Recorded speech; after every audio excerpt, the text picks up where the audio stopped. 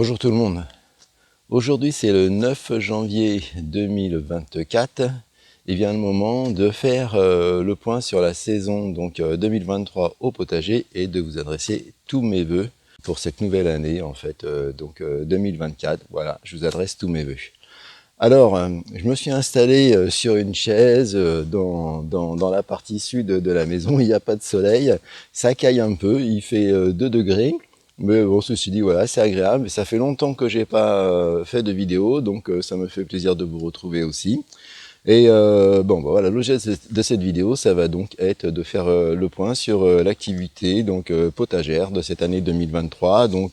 Au niveau du mode opératoire, au niveau du rendement des cultures, et puis aussi sur l'économie réalisée en fait et le gain en termes de pouvoir d'achat. Alors j'ai un petit papier ici parce qu'avec Muriel, ce qu'on a fait cette année, c'est qu'on a quantifié toutes nos récoltes.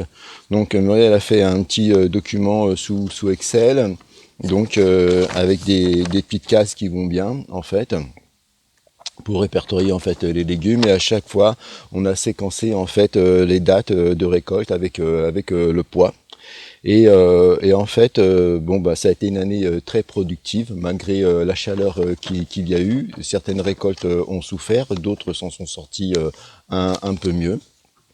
On va faire ce point.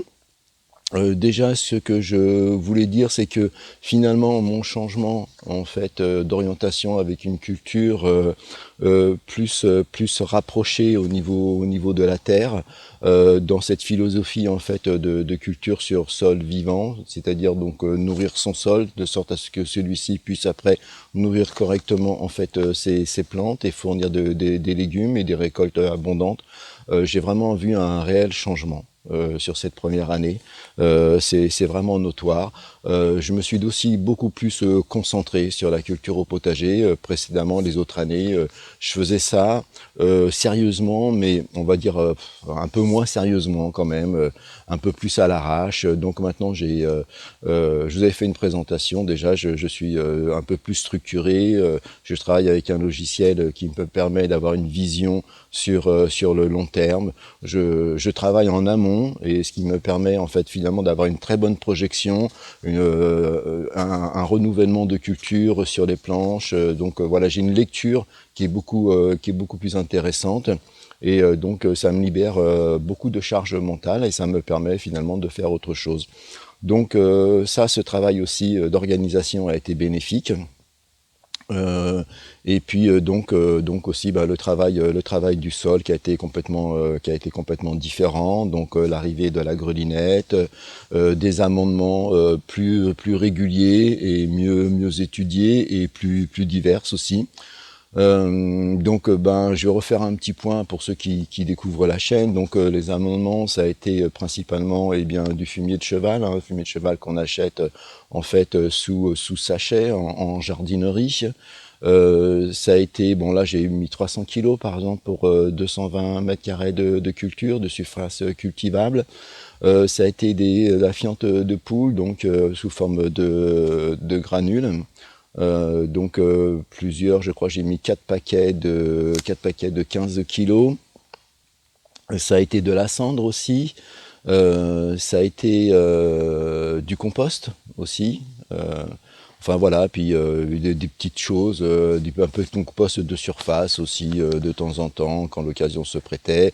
Il y a eu du BRF aussi, très important, donc un apport de BRF à l'automne 2022, qui a été bénéfique pour le sol. Ceci dit, j'ai une terre qui est argileuse, ça va mettre des années avant de pouvoir la structurer vraiment comme je veux. D'ailleurs, je vais en parler aussi dans cette vidéo, les changements que je vais opérer. Ça a été du broyat aussi, apport de broyat. Vous retrouvez tout ça dans la chaîne. Et cette année, qu'est-ce qui va changer en fait? Je vais pour l'instant je pense que je vais supprimer l'amendement avec les fientes de poule, des granules en fientes de poule, parce que ça a vraiment très augmenté. Je trouve que c'est devenu vraiment très très cher. et ça ne structure pas mon sol en fait. Donc bon, pour vous dire, pour l'exemple, par exemple l'année dernière, les 15 kilos, je les avais pour 18 euros. Là cette année, le même sachet 15 kilos, bah, il est passé à presque 24 euros. Donc je trouve que c'est horriblement cher pour du caca, en fait. Faut pas même pas déconner. Donc voilà. Donc là, j'ai décidé de passer à autre chose. Qu'est-ce que je vais faire? Je vais simplement donc acheter du compost. J'ai à quelques kilomètres en fait donc un centre qui vend du broyat, du compost. Bon, c'est pas donné, c'est 70 euros le mètre cube. Et dans ma remorque bagagère, je peux mettre donc, excusez-moi. Dans ma remorque bagagère, je peux mettre à peu près un demi-mètre cube. Donc je pense que je vais faire 2 voyages. Ça me coûtera pas beaucoup plus cher que d'acheter donc des granules de fientes de poule. Et l'avantage, c'est que le compost, il va me permettre aussi de davantage aérer mon sol et le structurer. Parce que la terre argileuse, c'est pas toujours facile de cultiver en terre argileuse, hein, ceux qui en ont le savent très bien. Et ceux qui en ont pas en ont entendu parler. Donc j'essaye de structurer. Alors je fais pas des bacs comme on peut voir, ou parfois certains font des bacs et font de gros apports. Moi je tiens à continuer à cultiver sur mes planches directement en plein sol, d'autant que j'ai mes petits carrés potagers qui se trouvent de l'autre côté et qui eux fonctionnent bien aussi avec des amendements réguliers. Donc les amendements, bon après je vais continuer donc le broyat. Là j'ai les mûriers platanes qui sont donc les rameaux donc et les saules, une partie des saules qui sont à tailler. Donc j'attendais que le froid arrive bien. Donc là ça y est, le froid commence à arriver. On en parle beaucoup donc à la télévision. Je sais pas si vous avez vu à la radio. C'est dès qu'on commence à arriver près des 0 degrés ou du -2, ça y est, oulala, le froid est là. Hein. Ouais, les pays scandinaves, il fait -30 en ce moment. Hein. Donc voilà, les journalistes, je sais pas vous, mais moi les journalistes, ça me sort par les trous de nez. Voilà, donc je vais tailler les mûriers platanes et je vais faire mon broyat que je vais intégrer aussi donc de façon régulière pour essayer d'en mettre un peu partout. J'ai pas énormément de broyat à faire, mais bon voilà, je vais le faire et ça va servir. Et puis je vais mettre le compost, comme je vous disais, je vais mettre la cendre aussi, et puis je verrai bien comment ça se passe. En amont, il y a eu du broyat, donc là je me confonds souvent le broyat et le BRF dans la façon quand je parle, quand je m'exprime. Bon, c'est bien deux choses qui sont complètement différentes. Hein. Le BRF, c'est les jeunes rameaux. Le broyat, ça va être un peu du tout venant et qui sont pas forcément les rameaux donc de l'année, mais qui va quand même, ce broyat peut servir aussi bien entendu à couvrir les allées et aussi à enrichir en fait son sol.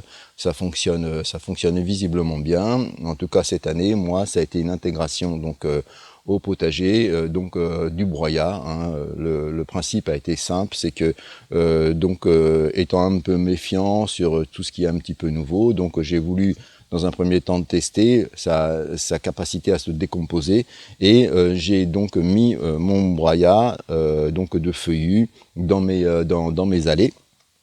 Et comme ça, il est resté tout le printemps, tout l'été et une partie de l'automne. Et après, donc, j'ai pu donc voir qu'il commençait bien déjà à se décomposer et je l'ai transféré du coup dans mes planches de culture en surface. Je n'ai pas donc griffé le sol pour l'intégrer. C'est vraiment en surface. Et puis après, j'ai mis du broyat de feuillus en fait dans mes allées, pas de feuillus, mais de résineux que j'ai récupéré donc de l'abattage d'arbres et donc de broyage de branches. Voilà, ça c'est des petites opérations que j'ai fait dernièrement. Je vous fais tout ça pour vous donner donc un état d'esprit un peu du mode opératoire. Et voilà, donc ça a bien fonctionné. On est très content avec Muriel. Donc on a fait de belles récoltes et puis en plus tout ce que j'ai mis en place avec l'arrosage sous les bâches, ce genre de choses, l'organisation, le fait d'être bien structuré, ça m'a déchargé d'une charge mentale et puis aussi d'une charge en termes de temps. Alors maintenant on va parler un peu en fait de récolte. Donc sur cette année 2023 et sur ce début d'année 2024, il n'y a vraiment plus grand chose à récupérer donc en fait au potager en ce moment, si ce n'est que les poireaux. En termes de courgettes, donc en termes de courgettes, on avait je crois 9 pieds, on a fait 30 kilos de récolte. Alors voilà, donc en fait j'aime bien mettre ça en corrélation parce que la courgette, on nous dit toujours la courgette quand on vous dites à quelqu'un oh, bah, t'as fait combien de pieds, on te dit t'as fait combien de pieds de courgettes, oh bah j'en ai fait 10, j'en ai fait 9, oh là là mais tu vas en manger, tu vas en manger, tu vas en manger. Bah oui et non, parce que en fait la courgette c'est quand même un légume qu'on peut récupérer donc quand il est tout jeuneau quoi en fait. Donc c'est sûr que si on récupère des courgettes comme ça là, ça va quantifier très très rapidement. Moi j'aime pas trop quand elles sont grosses, donc je les récupère vraiment quand elles sont jeunes. Et donc et ben, comme ça permet en fait finalement eh bien d'avoir une bonne récolte tout au long en fait de l'année. En plus il y a 2 itinéraires. Enfin, quand je dis tout au long de l'année, tout au long de la saison, il y a eu 2 itinéraires en plus de culture, donc on a pu manger de la courgette jusqu'au mois d'octobre. C'était vraiment très très bien. Et on n'a pas été noyé par la courgette en fait. Hein. On a fait donc aussi des transformations. On a fait de la ratatouille, donc ça très très bien la ratatouille donc en transformation et donc stérilisée dans les bocaux, impeccable. Donc 30 kilos de courgettes, tomates. On est à plus de 260 kilos de tomates. Arrivé à un moment, je vous dis même franchement, on a arrêté de compter. Donc 260 kilos de tomates. Donc ben ça, 260 kilos de tomates, ça a été de la tomate principalement la tomate au Roma qui a très très bien donné, donc en culture, en mode buissonnant sur la planche de culture. Les cœurs de bœuf ont aussi vraiment super bien donné, les cœurs de bœuf rouges. Les tomates noires de Crimée, moins. Elles ont quand même chopé pas mal de fois là, une maladie au niveau du feuillage, un dessèchement bizarre, pas, ça ressemblait pas trop au mildiou en fait, ni à l'alternariose en fait, je sais pas trop, peut-être j'ai peut-être trop utilisé aussi en préventif le bicarbonate de sodium. Donc cette année j'ai changé et je suis passé au bicarbonate donc de potassium qui semble être nettement moins agressif en termes de dessèchement et aussi au niveau des fleurs parce que le bicarbonate de potassium donc permet en fait finalement déjà de ne pas avoir de résidus dans le sol, contrairement au bicarbonate de sodium, et dessèche donc moins la fleur. D'après ce que j'en ai lu, après il va falloir que je teste et je vous dirai ça en fait sur le long terme. Donc la tomate Paola, elles ont donné moyennement. Après, ceci dit, les tomates Paola, je les ai mis vraiment très très tôt. Donc je pense qu'elles ont dû avoir un stress donc dès le départ. Et puis aussi, elles étaient dans les carrés potagers, un coin de carré potager, donc la partie où il y a la casquette en fait. Et donc là, c'était pas correctement amendé. Je suis sur une veine en plus qui est un peu plus argileuse à cet endroit-là. Donc le sol très compact, ça non, bah, peut-être que c'était un critère, donc je devais donner une deuxième chance à la tomate Paola cette année. Alors d'autant qu'elle a une peau qui est très épaisse, alors c'est pas terrible donc au niveau de la mâche, mais par contre elle est vraiment superbe pour rester sur le pied. On peut la laisser sur le pied comme ça en fait pendant des semaines, même quand elle est bien rouge, elle reste belle en fait. Et là, ben, quand on est dans la phase, on est dans l'abondance, et bien du coup ça permet finalement de pouvoir les récolter un peu plus tardivement. Et puis ce qui est intéressant aussi, alors le côté de la peau épaisse, ben, en fait, la peau s'enlève très bien crue en fait, hein, donc la tomate crue, donc on peut enlever la peau très facilement pour les salades, pour les enfants par exemple qui aiment pas trop avoir cette mâche dans la bouche, ben, quand on enlève la peau, ben, c'est topissime et puis ça révèle davantage le goût de la paola. Donc je vais lui donner une deuxième chance à la paola pour voir. Donc voilà, 260 et quelques kilos donc, de tomates, beaucoup de transformations, soupe, sauce aux tomates et aussi donc ratatouille. bien entendu. Du concombre, là, du concombre. Alors moi, je suis pas fan du concombre. Ils ont été malades assez rapidement en plus, mais on a quand même fait 18 kilos. 18 kilos sur 6 pieds, en fait, de mémoire. Les poivrons, ça n'a pas été topissime. Je pense que les poivrons n'ont pas du tout apprécié la culture sur la bâche tissée. Il a fait vraiment très très chaud et je pense que les racines superficielles qui sont au niveau du sol ont trop souffert du rayonnement solaire sur la bâche qui est noire en plus. Et je pense que mon sol, en fait, en surface, a été trop surchauffé. Je les ai vus dans le dur, les poivrons, en permanence, et donc pas terrible. Donc on a fait 19 kilos de poivrons. Donc du poivron d'Espagne et du poivron, qu'est-ce que j'avais comme poivron? Et du poivron jaune d'Asti. Ouais, voilà. Les aubergines qui étaient à côté, c'est pareil, ça n'a pas été pour moi, ça n'a pas été une année à aubergines. Peut-être aussi pour le même cause, mais alors que les aubergines préfèrent encore plus le soleil que les poivrons. Ça n'a pas été terrible, elles ont souvent été attaquées par les pucerons. J'ai fait des traitements, mais j'ai réussi à faire partir les pucerons, mais ça revenait assez rapidement. Donc pas terrible les aubergines, on a fait 20 kilos. Voilà, bon, on est à deux, hein, avec les transformations, ratatouille, j'en congèle aussi, donc de l'aubergine, je la coupe en tranches, je la passe au four pour la dessécher bien à plat, et après je mets tout ça sur une planche, en fait, une plaque pour faire les pâtisseries, qui rentre pile poil dans mon congélateur à tiroir, et je fais une couche d'aubergine en rondelles, du papier sulfurisé, une couche d'aubergine, papier sulfurisé, hop, je mets tout ça à 24 heures au congélateur. Ça me permet donc du coup de bien congeler les rondelles d'aubergine. Et puis après, donc du coup, elles sont congelées individuellement, si on peut dire, et elles ne se collent pas les unes aux autres. Après, ça me permet de les mettre dans un sachet donc de congélation, et ça fait comme si c'était un peu comme qu'on achète des aubergines en fait en surgelé. Elles s'agglomèrent pas les unes aux autres. Après, plus on les laisse dans le congélateur, plus il finit par y avoir quand même un peu d'humidité. Et donc ça finit par se coller, mais voilà, il faut quand même plusieurs mois. Donc ça, les aubergines, on les sort, on fait des tartes, on les réutilise pour faire des aubergines à la parmigiane, enfin ce genre de choses, et c'est vraiment très très bien. Haricots verts, donc 15 kilos cette année, avec une déception. J'ai voulu tester d'autres variétés de haricots verts, et franchement, j'ai pas été franchement séduit. Beaucoup de fils, production irrégulière. Donc je vais repartir avec ce que je faisais avant. Le talisman, c'était très très bien. Et en plus, ils sont très fins, ils se conservent bien, ils n'ont pas de fil. On les ressort du congélateur, impeccable.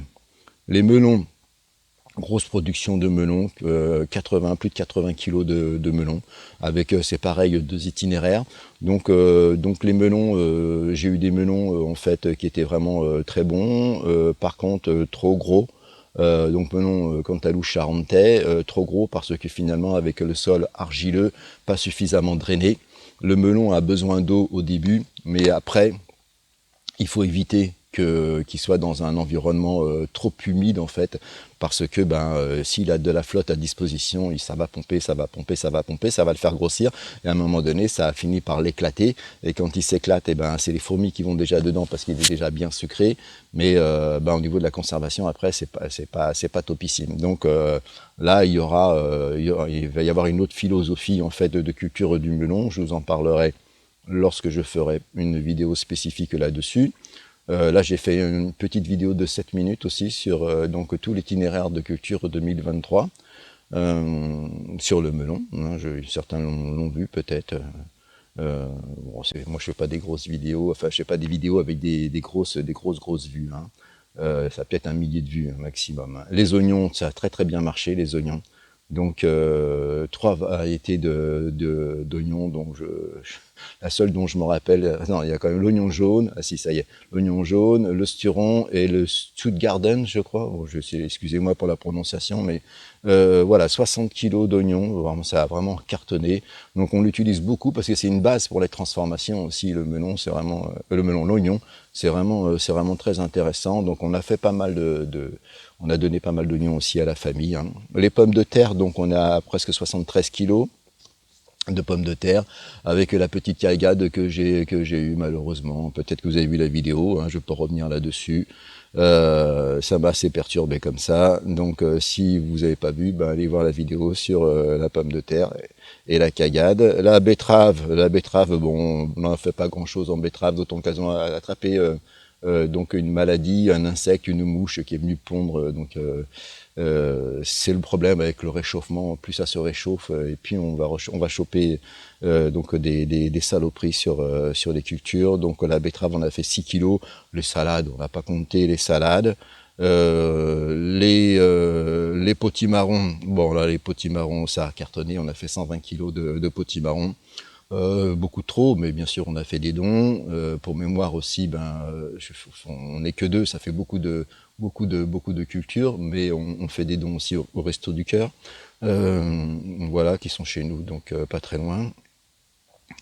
Puis aussi au Secours Populaire.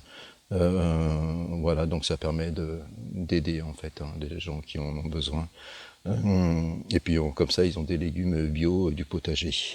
Donc les potimarrons très bien. Le seul truc, c'est que la chaleur, très grosse chaleur ici en Dordogne.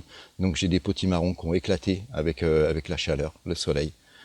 Comme le feuillage a fini par dépérir avec l'oïdium, hein, ça c'est quasiment inévitable. Alors j'ai fait des traitements à base de lait, de bicarbonate.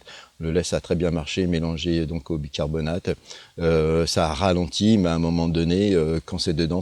D'autant que j'avais une concentration de potimarron et de butternut qui était quand même assez importante. Donc une grosse densité en termes de feuillage, peut-être pas suffisamment d'aération, donc ça a aussi peut-être favorisé donc l'apparition de la maladie, mais bon ça c'est commun, hein. Alors ce qu'il faut en général, c'est faire des itinéraires bien décalés, parce que c'est vraiment quand le potimarron il arrive en bout de vie en fait, finalement, qui devient plus vulnérable et qui chope en fait la maladie. Donc 120 kilos. Donc là on a fait de la transformation, des soupes base de potimarron. Par contre, l'erreur que l'on a fait, c'est qu'on a mis du lait. On a fait la recette avec le lait. Et donc finalement, il semblerait que pour la stérilisation et tout ce qui est produits laitiers, c'est vraiment pas topissime. On en a fait l'expérience, ce qui fait que on n'a pas du tout apprécié quand on a sorti en fait nos conserves de potimarron, nos bocaux, et tout ça, ça finit dans le compost finalement. Bon, c'est une expérience, on va pas se décourager. L'année prochaine, on va retenter l'expérience avec moins de potimarron par contre, parce que 120 kilos, ça fait vraiment beaucoup. Et puis aussi, c'est la conservation qui est vraiment pas terrible. On a eu des problèmes de conservation, des apparitions de taches de moisissure. Bon, on en a gardé quand même jusqu'au mois de janvier. Hein, jusqu'au mois de janvier, il nous en restait 4-5. Et finalement, nous, on a tellement mangé que là, je les ai donnés aussi à la famille, là, quand je suis passé en région parisienne. Voilà, donc du potimarron, on va en refaire. Butternut, butternut 60 kilos. Donc butternut vraiment très bien au niveau de la conservation, vraiment c'est topissime. Donc cette année je vais faire autant de butternut, mais je vais faire moins de potimarron sur la même planche, comme ça, donc du coup ça va me permettre de aérer davantage en fait la planche. Après butternut, oui j'ai dit 60 kilos. Après on a eu du brocoli. Brocoli on a fait 7 kilos. Les premiers brocolis, les semis que j'ai réalisés finalement n'ont pas donné, parce que le brocoli est tout de suite monté en graines. Il a fait trop chaud en fait, tout simplement. Donc j'ai dû racheter des plants et je sais pas, je suis tombé sur une variété qui est vraiment pas terrible. Donc on a fait 7 kilos, ça faisait pas des têtes qui étaient très grosses, pas topissime, ça a mis du temps. Après, à décharge, c'est vraiment une nouvelle planche en fait de culture, donc qui n'avait pas été travaillée, pas trop amendée aussi. Donc il y a aussi des explications à ce niveau-là. Par contre, sur la même planche, j'avais cultivé des choux blancs. Donc les choux blancs, eux, ils ont donné, ils ont bien paumé. Mais j'ai été envahi par les limaces, donc ça a été un peu chiant. Ce qui fait que ça m'a réduit quand même ma récolte, mais on a quand même fait 15 kilos. Donc à un moment donné, j'ai tout ramassé parce que les limaces étaient trop nombreuses. J'enlevais les feuilles, bien entendu, qui étaient attaquées par les limaces. Après, petit à petit, on arrive donc sur donc du chou qui est pas attaqué. Alors ça réduit énormément la pomme, bien entendu, mais bon bah ça, ce qu'on a fait, c'est qu'on a fait des grosses préparations de potée et on a mis tout ça au congélateur et ça marche très très bien, impeccable. Du poireau, donc il nous reste encore plein de poireaux, mais là en ce moment on en a 17 kilos. Le poireau, là il n'a pas fait assez froid, donc il y a beaucoup de flotte. Ils sont dans ma terre argileuse, ils sont vraiment trop gavés d'eau. Donc là ils aiment pas trop, là ils aiment vraiment pas trop. Donc il faut que je modifie en fait cette planche de culture et je vais faire cette année un gros apport de sable. Donc je prévois donc 1,5 m de sable donc sur la planche entre 1 m3 et 2 m3 sur une planche qui fait donc 10 mètres sur 2, donc 20 mètres carrés.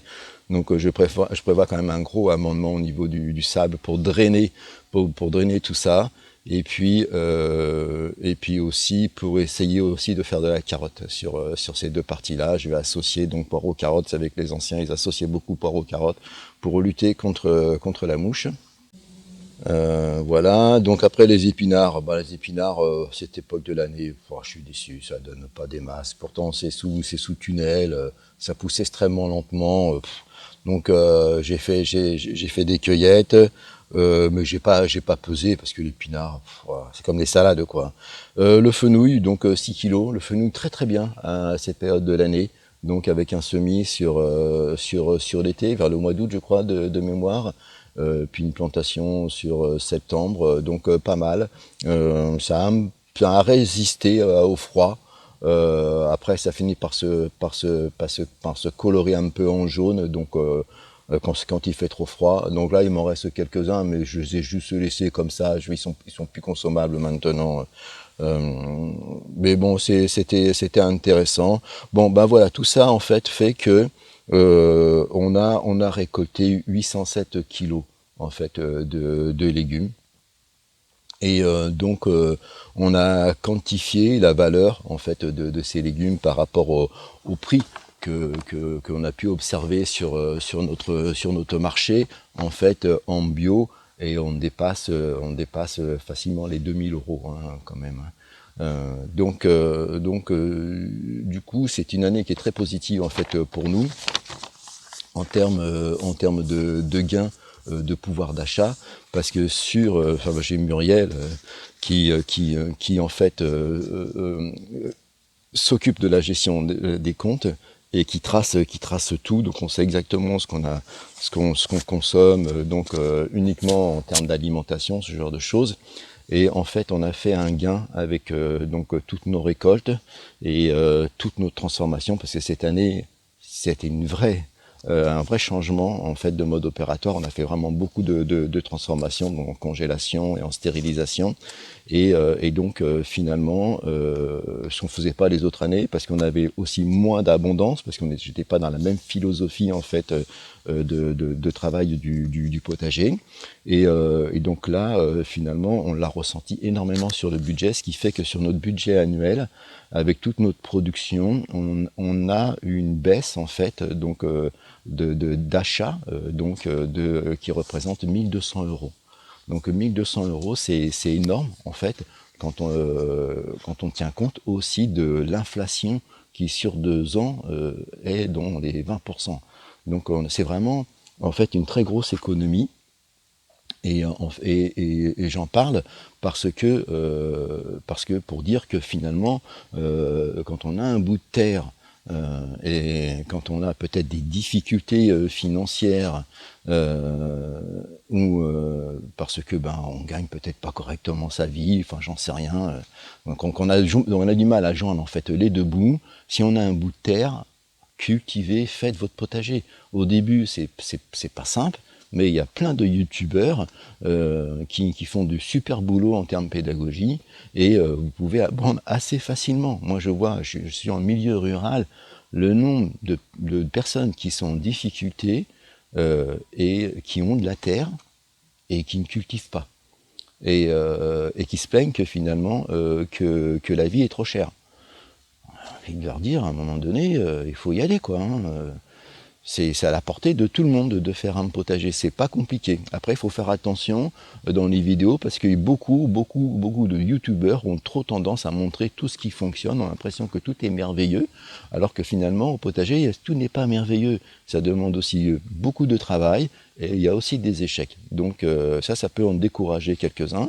Moi, c'est pas trop ma philosophie. Donc de montrer que ce qui fonctionne, je montre aussi ce qui ne fonctionne pas, je parle de ce qui ne fonctionne pas, parce qu'il faut que ça soit vraiment la réalité en fait. Alors voilà, bon, cette vidéo va se terminer, je ne pourrais pas que ça fasse trop long non plus, et puis je commence à avoir froid, malgré que je me suis bien protégé, avec ce que m'a tricoté ma frangine, ma sœur Sylvie, ma petite sœur, donc un bon petit bonnet, un bon cache-cou aussi, et ça me protège bien. La frangine, si tu vois cette vidéo, merci encore. Et donc voilà les amis, je vous laisse. Je reviendrai en fait en 2024. Mais par contre, je reviendrai, je serai nettement moins présent que ce que j'ai été présent cette année, parce que les vidéos, ça demande du temps. Ça demande du temps de les faire. Quand on fait des vidéos, on ne cultive pas de la même façon son potager. C'est complètement différent, il y a plein de séquences, il faut s'arrêter, il faut faire des recadrages. Bon là, il n'y a pas de recadrage, c'est tout simple et tout. Et puis, donc il y a le montage après derrière. Et après, il y a le traitement pour envoyer ça sur YouTube. C'est d'une lenteur, mais d'une lenteur. Ce qui fait que ça me dose vraiment beaucoup. Il faut que l'ordinateur il tourne quasiment toute la nuit. Si vous faites une vidéo de 20 à 30 minutes, c'est horrible. Enfin bon. Et puis faire toujours des vidéos courtes. Alors je sais que c'est la demande, donc on est comme ça, on est dans un monde où tout doit aller vite. Moi j'aime bien prendre mon temps et j'aime bien expliquer les choses, j'aime bien expliquer ce que je fais, il faut que ça ait du sens. Alors peut-être ce que je pourrais faire, c'est comme ce que j'ai fait pour le melon, en fait, finalement la culture du melon, c'est faire des séquences, des vidéos de moins de 10 minutes, avec l'itinéraire complet, mais retracé en accéléré. Pour ceux qui veulent aller vite, comme ça, c'est une solution. Et puis, je serai moins présent aussi parce que je suis en fait proche de la nature. Forcément, quand on a un potager, on est forcément proche de la nature. On sait que cette nature est maltraitée et on sait qu'il y a que par exemple, pour faire des vidéos, ça demande énormément d'énergie fossile. Moi, je suis très sensible par rapport à ça. C'est par exemple, toutes les vidéos que l'on fait, il faut les stocker. Donc, stocker des vidéos, c'est des data centers qui sont de plus en plus importants parce qu'il faut stocker. C'est ultra énergivore, c'est des trucs qu'il faut climatiser, qu'il faut refroidir. C'est un tas de composés électroniques qui sont polluants, donc aussi pour la planète. Donc voilà, donc je suis proche de la Terre et en même temps, j'ai pas envie de devenir un pollueur via les vidéos. Quand je vois que certains youtubeurs de chaîne ont 400, 500 vidéos, je me dis à quoi ça sert? Parce que finalement, les vidéos, on est sur un marché de la nouveauté sur YouTube. Donc c'est que la nouveauté qui va être mise en avant. Après, finalement, les vidéos qu'on fait vont faire peut-être quelques vues après derrière, quand ça va revenir. À parler du melon, quand on va faire du melon, de la tomate, ça va revenir un petit peu. Mais YouTube va pas remettre en avant les anciennes vidéos. Il va surtout mettre en avant les nouvelles vidéos, parce que c'est avec ces nouvelles vidéos qu'il sait qu'il va pouvoir faire plus de vues et qu'il va pouvoir placer plus de contenu publicitaire. Donc, je comprends pas le principe de stocker un tas de vidéos comme ça qui prennent de la place et qui deviennent totalement en fait inutiles et qui sont polluantes en fait. Donc parce qu'il faut des data centers pour stocker tout ce contenu qui n'est pas en fait visionné, quasiment pas visionné. Et puis aussi, j'ai pas envie de devenir ce youtubeur qui va refaire tous les ans les mêmes vidéos sur les mêmes cultures, dire exactement la même chose. Alors certes, il y a des petits changements qui s'opèrent, bien entendu, mais voilà quoi, si j'ai pas envie de me retrouver avec 20 vidéos sur la culture de la tomate. Vous voyez, c'est du non-sens. Et ça, c'est faire du vidéo pour faire des vidéos, peut-être pour faire du business aussi. Moi, j'en suis pas là. J'ai monétisé la chaîne parce que j'avais espoir que ça puisse me permettre en fait de pouvoir acheter en fait un smartphone d'une bonne qualité pour pouvoir filmer et un peu plus facilement à la volée en fait. Et parce que là je filme avec mon réflexe, mon Nikon, mais c'est beaucoup trop lourd, c'est pas dynamique en fait, c'est vraiment pas topissime à ce niveau-là. Mais finalement la rémunération chez YouTube, bon c'est vraiment que dalle, surtout à mon niveau, parce que je fais vraiment de toutes petites vues. Donc si je continue à ce rythme pour acheter ce smartphone, il va me falloir peut-être 6-8 ans. Donc ça sera pas possible. Donc finalement, je vais voir comment je vais essayer de peut-être descendre en fait en gamme pour essayer d'avoir quelque chose de quali et investir aussi un peu enfin investir, dépenser un peu d'argent aussi pour essayer d'avoir des vidéos plus sympas à faire donc à la volée, parce que quand il faut sortir le pied, le réflexe, raccorder le micro, enfin tout ça, c'est un peu énergivore. Donc du coup, bah voilà, c'est l'idée pour 2024. En tout cas, moi, je m'étais fixé un objectif de ne pas dépasser les 100 vidéos, ce qui veut dire que là, je dois en être peut-être à 101 ou 102. C'est à chaque fois qu'il y a une nouvelle vidéo qui va sortir, forcément, j'en supprime une autre. C'est ma règle.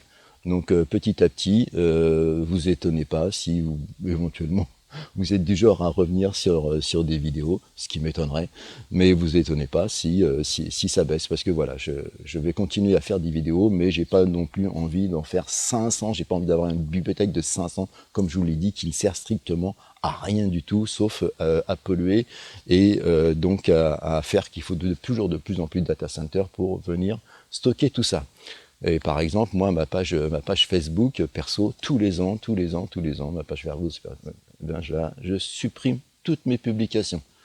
Et voilà, ça sert à rien d'avoir des publications qui restent stockées pendant 10 000 ans. Et puis, bon, voilà. Écoutez, moi, c'est ma philosophie. En tout cas, je ne sais pas si vous adhérez ou pas. Je ne sais pas si vous avez déjà même pensé au data center. Mais les data centers, regardez, c'est extrêmement polluant et c'est extrêmement énergivore à fabriquer. Et c'est ultra énergivore en termes de consommation. C'est énorme. Tout ça pour stocker des données de plus en plus nombreuses qui sont parfois quasiment plus consultées.